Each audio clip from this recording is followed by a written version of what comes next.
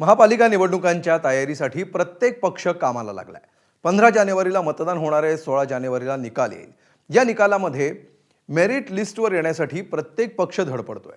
मात्र या सगळ्यामध्ये भाजपनं मतदान होण्याआधीच आघाडी घेतली आहे, कारण निकालाच्या 15-16 दिवस आधीच भाजपनं आपलं खातं खोललंय आणि 1-2 नव्हे तर तब्बल 5 नगरसेवक बिनविरोध निवडून आलेत।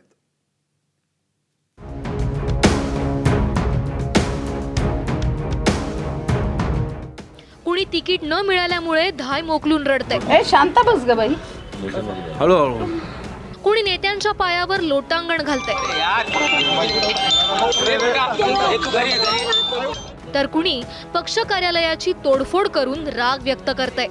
मात्र काही उमेदवारांच्या गळ्यात निवडणुका होण्यापूर्वीच विजयाची माळ पडली आहे। प्रत्यक्षात मतदान पार पडण्याआधीच भाजपनं विजयाचा षटकार मारलाय। भाजपचे कल्याण डोंबिवलीमध्ये 3, धुळ्यात 2 आणि पनवेलमध्ये 1 असे 6 नगरसेवक बिनविरोध निवडून आलेत।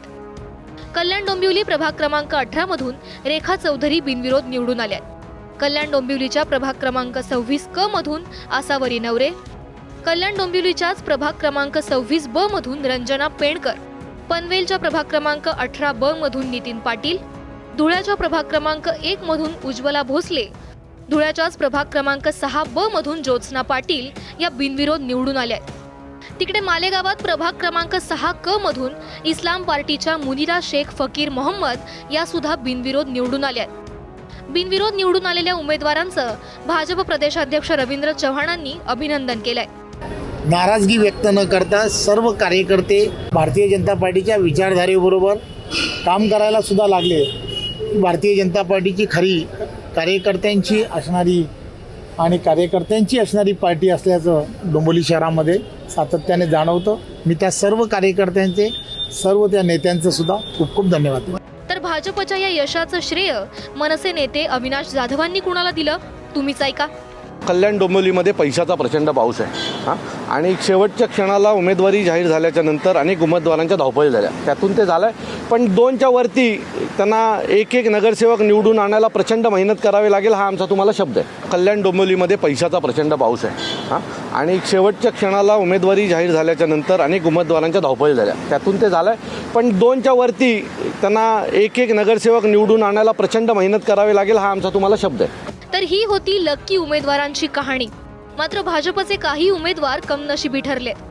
वॉर्ड क्रमांक 212 मध्ये भाजपच्या उमेदवार मंदाकिनी खामकर 15 मिनिटं उशिरा पोहोचल्यानं त्यांचा अर्ज स्वीकारला गेला नाही। त्यामुळे अखिल भारतीय सेनेच्या उमेदवार गीता गवळींना भाजपनं बाय दिल्याची चर्चा रंगली आहे। तर वॉर्ड क्रमांक 211 मध्ये सुद्धा भाजप उमेदवार नसल्यानं समाजवादी पक्षाचे एजाज अहमद खानसाठी निवडणूक सोपी झाल्याचं सांगण्यात येत आहे। निवडणुकीनंतर महापौर पदाच्या शर्यतीत आधीच 2 मतं आपल्या बाजूने असावीत, यासाठी भाजपची ही रणनीती असल्याचं सांगण्यात येत आहे। नशीब, धनशक्ती की योग्य राजकीय खेळी? बिनविरोध विजयाचा नेमका फॉर्म्युला काय हे त्या उमेदवारालाच ठाऊक। मात्र म्हणतात ना, जो जीता वही सिकंदर। त्यामुळे विजेत्यांचं अभिनंदन आणि ज्यांची संधी हुकली त्यांना पुढच्या संधीसाठी शुभेच्छा। तुर्तास एवढंच। ब्युरो रिपोर्ट, एबीपी माझा। एबीपी माझा, उघडा डोळे बघा नीट।